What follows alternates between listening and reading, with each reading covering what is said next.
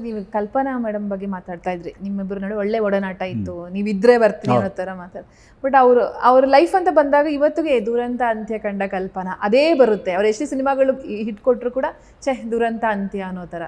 So ಅವರು ಇನ್ನಿಲ್ಲ ಆ ಸಂದರ್ಭದಲ್ಲೆಲ್ಲ ಏನಾದ್ರು ನೆನಪಾಗುತ್ತೆ ಸರ್ ನಿಮಗೆ? ಇಲ್ಲ, ಅದರಲ್ಲಿ ಒಂದು ವಿಚಾರ, ಈ ಬಂಧನ ಸ್ಕ್ರಿಪ್ಟು ನಾನು ಕತೆ ಓದಿದ್ದೆ. ಯಾರೋ ಹೇಳಿದ್ರು ಓದು ಇದನ್ನು ಚೆನ್ನಾಗಿದೆ ಅಂತ. ಓದಿದ್ಮೇಲೆ ನಾನು ಉಷಾನವ್ರ ಹತ್ರ ಹೋಗಿದ್ದೆ. ಇದು ಬಾಬು ನಾನು ಕಲ್ಪನಾಗೆ ಕೊಟ್ಬಿಟ್ಟಿದ್ದೀನಿ, ಕಲ್ಪನಾ ಪರ್ಮಿಷನ್ ಇಲ್ಲದೆ ಕೊಡೋಕ್ಕಾಗಲ್ಲ ಅಂತ. ಸರಿ, ನಾನು ಕಲ್ಪನನ್ನ ಮೀಟ್ ಮಾಡಿದೆ. ಬಾಬು ನೀವು ಮಾಡ್ತಾಯಿದ್ದೀರಾ ತಗೊಳ್ಳಿ ಅಂದ್ಬಿಟ್ಟು ಪಾಪ ನನಗೆ ಕೊಟ್ಟರು. ಆಮೇಲೆ ನಾನು ಸಿಲ್ವರ್ ಜೂಬ್ಲಿ ಆದಾಗ ಕರೆದು ಅವ್ರಿಗೊಂದು ಮೊಮೆಂಟೋ ಕೊಟ್ಟಿದ್ದೆ. ತುಂಬ ಅದು ಒಂಥರ ನೋಡಿ, ಲೈಫಲ್ಲಿ ಕೆಲವು ಸರಿ ಫೇಲ್ಯೂರು ಸಕ್ಸಸ್ಸು, ಲೈಫಲ್ಲೂ ಫೇಲ್ಯೂರ್ ಆದಾಗ ಆ ಸ್ಥಿರತೆ ಇದೆಯಲ್ಲ, ಅದನ್ನು ಇಟ್ಕೊಂಡು ಮತ್ತೆ ಅದನ್ನು ಹಿಂದಕ್ಕೆ ಹಾಕಿ ಮತ್ತೆ ಬರಬೇಕು ಅನ್ನೋದು, ಅಲ್ಲಿ ಒಂದೊಂದು ಸರಿ ಮನುಷ್ಯ ಸೋತೋಗ್ತಾನೆ. ಸೋತೋದಾಗ ಈ ಥರ ದುರಂತಗಳಿಗೆ ಆಗೋಗ್ಬಿಡುತ್ತೆ. ಪಾಪ she was A great actress and fantastic woman. ನನಗೆ ತಿಳಿದ ಮಟ್ಟಕ್ಕೆ ಆಕೆ ಎಲ್ಲ ವಿಚಾರ ನನಗೆ ಗೊತ್ತಿತ್ತು. ಎಲ್ಲ ಗೊತ್ತಿತ್ತು ಅಂದರೆ ನಿಮ್ಮ ಹತ್ರ ಅವ್ರು ಹೇಳ್ಕೊಳ್ಳೋರು ನನ್ನ ಹತ್ರ. ಕೆಲವು ತಿದ್ಬೋದಿತ್ತಲ್ಲ ಅಂತ, ಕೆಲವು ಏನೇನೋ ಇರುತ್ತಲ್ಲ ತಿದ್ಬೋದಿತ್ತಲ್ಲ ಅಂತ ನೀವು? ಇಲ್ಲ, ನಾನು ಅವಾಗ ಅದು ಪರ್ಸ್ನಲ್ ಮ್ಯಾಟ್ರ್ ಆಗಿತ್ತು, ತಿದ್ದಕ್ಕಾಗ್ತಿರ್ಲಿಲ್ಲ. ಅವ್ರು ಆ್ಯಕ್ಚುಲಿ ಒಂದು ದಿವಸ ನಾನು ಕಲ್ಪನಾ ಒಂದು ಪಿಕ್ಚರ್ಗೆ ಹೋಗಿದ್ವಿ. ಅವರೊಂದು ಬುರ್ಕಾ ಇಟ್ಕೊಂಡಿದ್ರು, ಯಾವಾಗಲೂ ಬುರ್ಕಾ ಹಾಕೊಂಬರೋರು.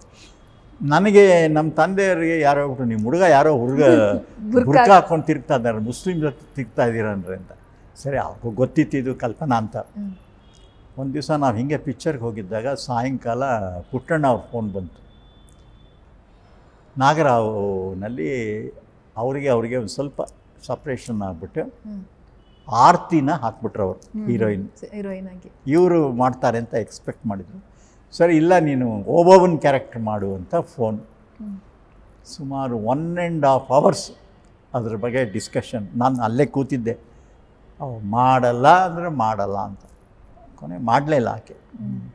ಏನೋ ಅದು ಅವರ ಪರ್ಸ್ನಲ್ ಇದರಲ್ಲಿ ಅವ್ರಿಗೇನು ಮನಸ್ತಾಪ ಆಗಿತ್ತೋ, ಇಲ್ಲ ಡೈರೆಕ್ಟ್ರ್ ಹೇಳಿದ್ದು ಅವಳಿಗೆ ಅರ್ಥ ಆಗಲಿಲ್ಲೋ, ಇಲ್ಲ ಈಕೆ ಅವಳಿಗೆ ಆರ್ತಿಯವ್ರ ಕ್ಯಾರೆಕ್ಟರ್ ಮಾಡಬೇಕು ಅಂತಿತ್ತು, ಏನೋ ಅಂತೂ ಒಟ್ಟಿನಲ್ಲಿ. ಬಟ್ ನಾನು ಅದಕ್ಕೆ ಡೀಪಾಗಿ ಹೋಗಲಿಲ್ಲ.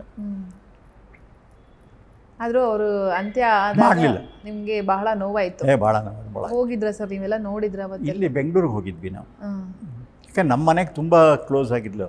ಯಾಕೆ ಅಂದರೆ ಅವರು ಕೂಡ ಯಾವುದೇ ಹಿನ್ನೆಲೆ ಇಲ್ಲದೆ ಮಂಗಳೂರಿಂದ ಬಂದು ಬದುಕು ಕಟ್ಕೊಂಡು, ಆಕೆ ಮೆಟ್ರೋಪಾಲ್ ಹೋಟ್ಲಲ್ಲೇ ಇರ್ತಿದ್ರು ಮೈಸೂರಲ್ಲಿ ಆ ಕಾಲದಲ್ಲಿ. ನಮ್ಮ ಮನೆಗೆ ಬಂದರೆ ನಮ್ಮ ತಂದೆಯವರಿಗೆ, ನಾನು ನಿಮ್ಮ ಮನೇಲೇ ಇರ್ತೀನಿ, ನಿಮ್ಮ ಮನೆ ಊಟ ನಿಮ್ಮದಲ್ಲೊಂದು ರೂಮ್ ಕೊಡಿ ಸಾಕು ಅಂಥೇಳಿ ನಮ್ಮ ಮನೇಲೇ ಇರ್ತಿದ್ರು. ಅಷ್ಟರ ಮಟ್ಟಿಗೆ ನಮಗೆ ಕಲ್ಪನೆಗೆ ಒಂದು ರಿಲೇಷನ್ಶಿಪ್ ಇತ್ತು. ಅನ್ಫಾರ್ಚುನೇಟ್, ಏನು ಮಾಡೋಕ್ಕಾಗಲ್ಲ. ಕೆಲವು ಸರಿ ಟೈಮಲ್ಲಿ ಅದು ಆ ದುರಂತಕ್ಕೆ ಡ್ರೈವ್ ಆಗಿದ್ದು ತುಂಬಾ. ಅದೇ ಈ ಸಕ್ಸಸ್ಸು ಫೇಲ್ಯೂರ್ನ ಹ್ಯಾಂಡಲ್ ಮಾಡೋದಿದೆಯಲ್ಲ, ಅದೊಂದು ದೊಡ್ಡ ಆರ್ಟ್. ಎಕನಾಮಿಕಲಿ ತುಂಬ ಚೆನ್ನಾಗಿದ್ರು ಅನಿಸುತ್ತೆ ಅವರು. ಎಕನಾಮಿಕಲಿ ಅವ್ರಿಗೇನು ತೊಂದರೆ ಇರಲಿಲ್ಲ. ಬಟ್ ಆದರೆ ಅವಳಿಗೆ ಯಾಕೆ ಒಂದು ಫ್ಯಾಮಿಲಿ ಸೆಟ್ಲ್ ಆಗಲಿಲ್ಲ ಅನ್ನೋದೊಂದು ಮನಸ್ಸಿನಲ್ಲಿತ್ತು. ಏನು ಮಾಡೋಕ್ಕಾಗಲ್ಲ. ಲೈಫಲ್ಲಿ ಕೆಲವು ಏನಾಗಬೇಕೋ ಅದು ಆಗ್ಬಿಡುತ್ತೆ.